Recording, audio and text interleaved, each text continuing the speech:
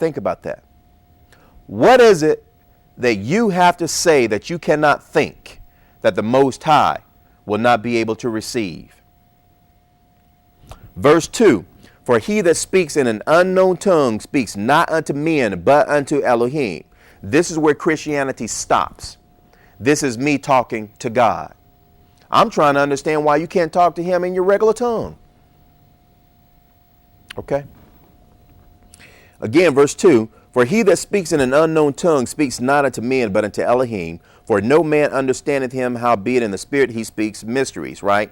In Christendom, you are taught to stop right here at verse 2, okay? As opposed to continuing to read all of the scriptures. But let's continue to read all of the scriptures. And then verse 2 is going to be explained to you by Paul's continued writings.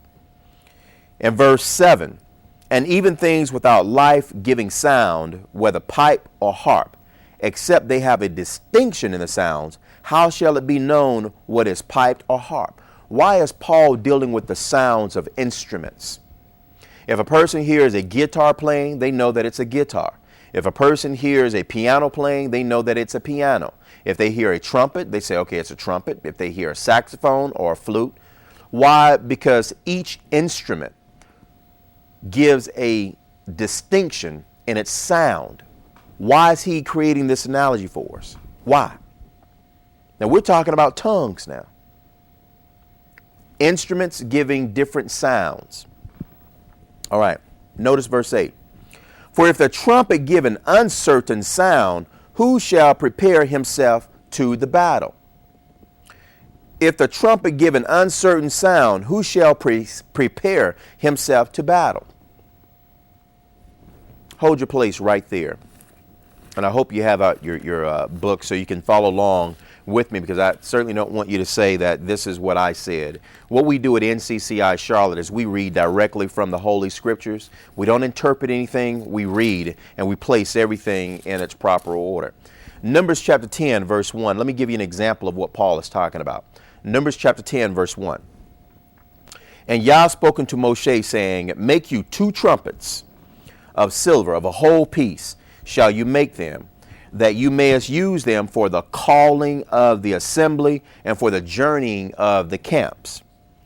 And when they shall blow with them, all the assembly shall assemble themselves to you at the door of the tabernacle of the congregation. And if they blow but with one trumpet, suppose they blew a flute. Suppose they blew a flute. Suppose they blew a trombone. And if they blow but with one trumpet, then the princes, which are heads of the thousands of Israel, shall gather themselves unto you. They heard the trumpet. They know that it's time to assemble. This is a form of communication. When you blow an alarm, then the camps that lie on the east parts shall go forward. They heard the alarm from the trumpet. Communication. They know what to do. When these tongues are being spoken in church, do you understand what's being said? Absolutely not. Why? As we go through this discussion today, because you're going to understand that the tongues that are being spoken in Christendom, and it started in 1901 in Topeka, Kansas, by a girl that was, I forgot her name, Agatha, some sort, started speaking in so-called tongues. And this is how the so-called Pentecostal religion came about, right? It started out as a holiness association in Topeka, Kansas, and they were having a revival. So know the history, all right? So now what we need to do is we need to compare everything to Scripture and see if it fits. When you blow an alarm, then the camps that lie on the east part shall go forward. When you blow an alarm the second time, then the camps that lie on the south side shall take the journey. They shall blow an alarm for their journeys. But when the congregation is to be gathered together, you shall blow, but you shall not sound an alarm. Okay. So there is a distinction. They understand, right? Okay. Now let's go back to Paul's analogy. Verse 7, and even things without life-giving sound, whether pipe or harp, except they give a distinction in the sounds, how shall it be known what is piped or harped? For if the trumpet give an uncertain sound, who shall prepare himself to the battle? They're not familiar with the sound, so how can they respond? How can they react? Again, the title of the show is The Unknown Tongue. And we're going to go over this, and at the end of the show, you're going to understand everything that you need to know about tongues from a biblical perspective and from a spiritual perspective. Not from traditions, not from someone's interpretations, not from what you personally think or feel or from what your mama said or what your granddaddy did. All right? Let's pick it up at verse 9. So, likewise you, except you utter by the tongue words easy to be understood, how shall it be known what is spoken? For you shall speak into the air. That's simple.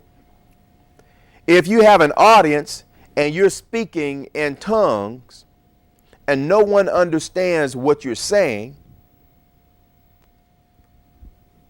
then who heard you? Who is understanding what you're saying? I mean, here you have an audience. Abia, mit beivrit, She didn't understand anything I just said. She did not understand anything that I just said. God understood what I said. She did not understand. She was not edified. I just spoke in the air. Watch this. Verse 9. So likewise you, except you utter by the tongue words easy to be understood. Okay. If I had said to her, Abiyah, you speak Hebrew, she would have understood that. But I spoke in an unknown tongue to her. She was not edified. The one who received it was the Most High. This is the reason why Paul says in verse 9, so likewise you, except you utter by the tongue words easy to be understood, how shall it be known what is spoken? Known tongue, what is spoken, for you shall speak in the air. Now take verse 9 and go over to verse 2. For he that speaks in an unknown tongue, he didn't say known tongue, did he? For he that speaks in an unknown tongue speaks not unto men. Did I just speak to you in that in Ivrit earlier? Did you just understand what I stated earlier? Okay. She didn't understand what I said originally. Okay. That's why she was not able to respond to me. Okay. So it was an unknown tongue to her. Okay. So who received it? Verse 2. For he that speaks in an unknown tongue speaketh not unto men, but unto Elohim. For no man understands him. Look at what Paul is saying. This is not just a language that you have with the Most High, as I preface the show with, right? What do you have to say to the Most High that you can't think? Look at the context in which Paul is explaining this to you. For he that speaks to a man in an unknown tongue,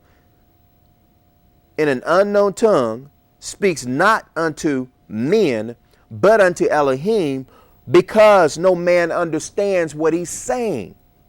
That's why he says over in verse 9, so likewise, except you utter by the tongue words easy to be understood, how shall it be known what is spoken? For you shall speak in the air. Now I can end the show right here, right? But let's continue to move along.